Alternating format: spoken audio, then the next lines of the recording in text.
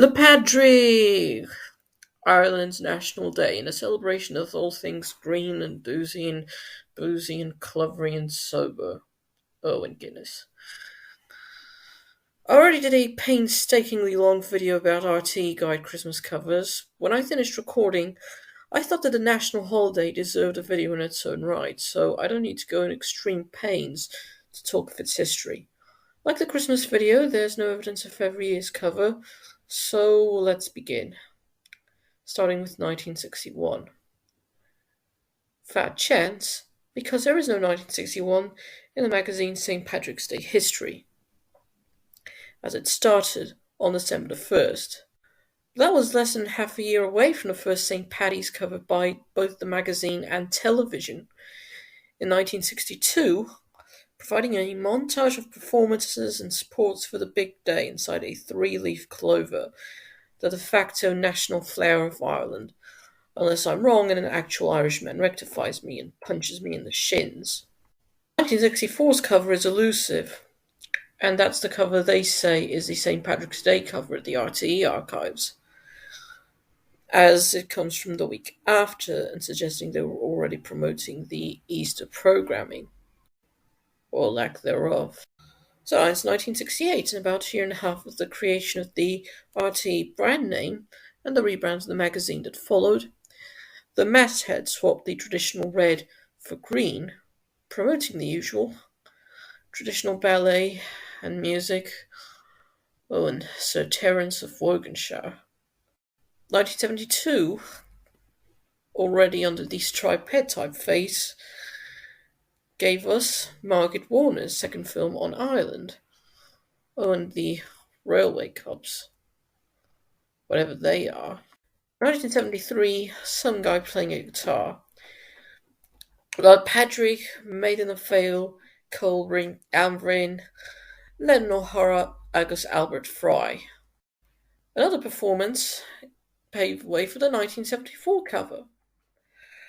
Run of Fhéile, Cartori Lane, Le Eamon de Butler, Le Pádraig.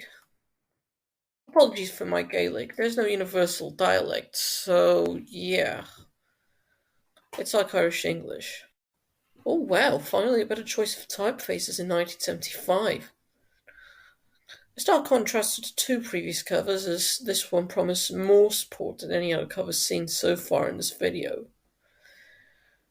In 1977, the penultimate one-channel St. Paddy's Day, the magazine gave us the RT documentary St. Patrick Was a Gentleman, featuring a rather confused actor in the cover. 1980's cover star was a premiere of a new RT miniseries, Strumpet City, at the time their most ambitious production to date. 1984, look, it's the 100th anniversary of the Gaelic Athletic Association. Why in March, since the association's only founded in November? We'll never know. By the way, it was a landmark year, so usually when it's centennial, it's often year-round. 1985 saw Linda Martin and the Poporama team take part in the cover Orama. Yeah, I exaggerated. I watched too much The Epic Tales of Captain Underpants lately. As well as Bono Vox's St. Patrick's Day message and The Chieftains in China. 1986 gave us Aunt Devlin Left, Right and Centre, as well as the television premiere of A Flame to the Phoenix, an obscure Granada/Channel 4 joint set at the outset of Germany's invasion of Poland in 1939. Oh, and the usual parades. Also the chance to visit Mexico to see the World Cup. Poor old Irish national football team. They didn't even qualify for that cup, though Northern Ireland did.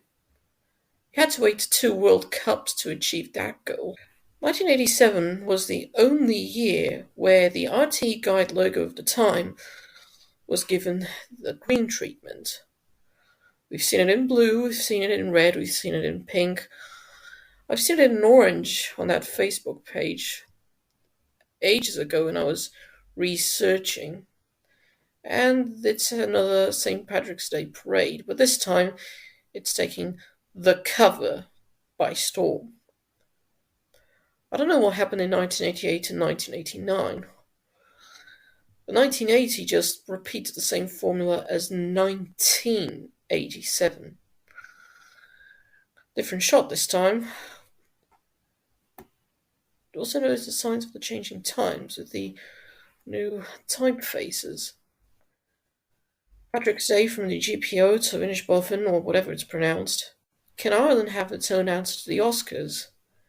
And Rocksteady Fanning, or whatever that is. I haven't found the 1991 cover, which came at the paradoxically awful time when they didn't even adjust themselves to deregulation.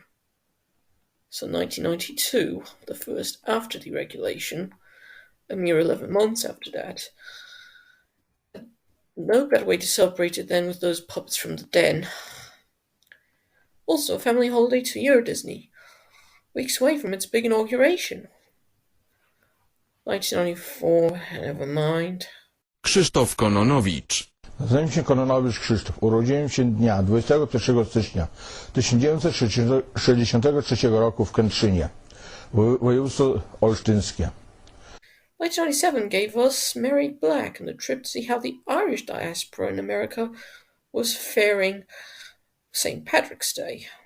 Unfortunately, I don't have covers from 1998 to 2010.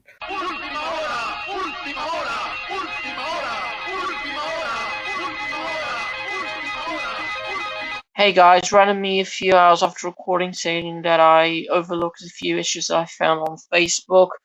So let's nullify the chronological order for a couple of minutes and borrow the time to 2000 and present these extra covers in time elapse-orama.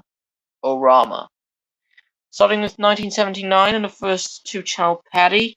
Interestingly enough, they were repeating St. Patrick was a gentleman over at the new channel.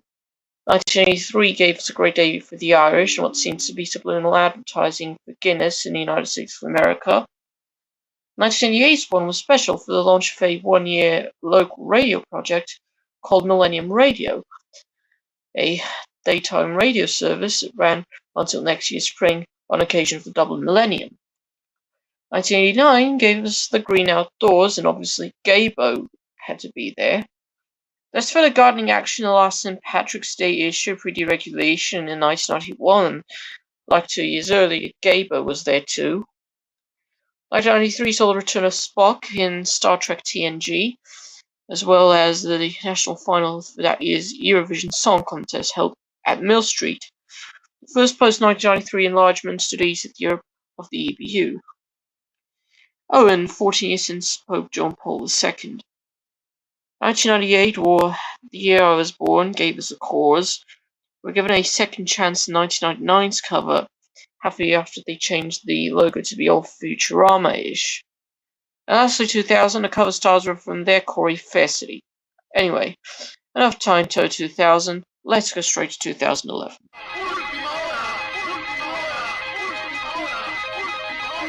Meaning that we're going to skip all the way to 2011 with what was the greenest cover to date, featuring Mary Byrne and her enormous cleavage.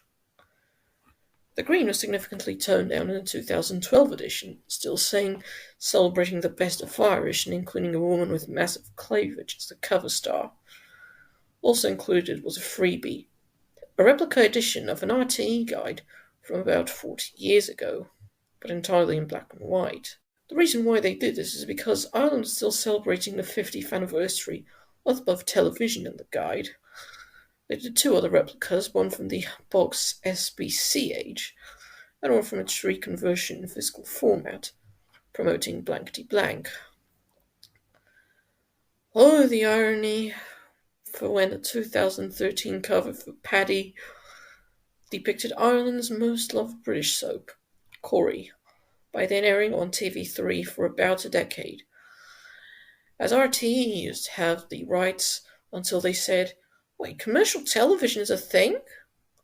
That caused a thing to Irish identity are at the top and bottom, top being celebs and Irish TV memory lane, bottom being more Irish recipes. Well, finally, more green and gold and Irish. as well as a freebie The Story of St. Patrick. Oh, and the usual cleavage. 2015 was basically total offset from the previous year. There is nothing practically festive about the cover, kind of like the Niall Toybin over 40 years ago for the Christmas cover. Toybin? Tobin? Tabin? Toybin? Yeah, I suck at Gaelic. The cause, this running/fitness nonsense, this has got to be the least festive St. Patrick's Day cover I've ever seen to date. Before Craventhorne. If you know what I mean. The following year's cover wasn't that festive, especially considering the massive celebrity death toll at the year's start. It's almost as if St. Patrick's Day stopped existing on the outside, yet still existed on the inside. Anyway, that's Blath Night on the cover, and she returned the following year. Blath Night, or Blath Night ni Chavich, has since become a regular in non-Christmas RTE guide covers, has since become the non-Christmas equivalent of Pat Short. Anyway, 2017, that's Blath Night again. And her haircut reminds me quite a lot of the Israeli advertiser Gimel Yafit. בייביסיטר, חיתול שיושב טוב, סופק טוב, נקודה. Well, it's finally another green cover. And it's Blath Night again. And this time she's not alone. Alan Quinlan's there too. And it seems that before Craventhorne took over, the covers became less and less festive and more banal, making you believe that St. Patrick's Day had no holiday, and the RTE guide for the week that included St. Patrick's Day felt like a run-of-the-mill issue instead. Take 2019's, for instance. The closest thing to festive happens to be Glenda Gilson's dress. A lot less cleavage this time. And then came 2020, the year of the phony war, where Dead Atlantis ex-corp and Craventhorne forced us to live a life of technological addictions. This cover was printed before everything was banned, including actual St. Patrick's Day celebrations. Don't you just hate the society in which we live in, where everything has to be online? 2021's cover star was Baz Ashmawi, and there was an interview with Katie Cuoco, perhaps like the former Italian cooking show La Prova del Cuoco, of the Big Bang Theory fame. We did some work for DC Comics animation once the Big Bang Theory was finished. I think she does the voice of Harley Quinn. And finally, 2022, Charlie Bird and Claire.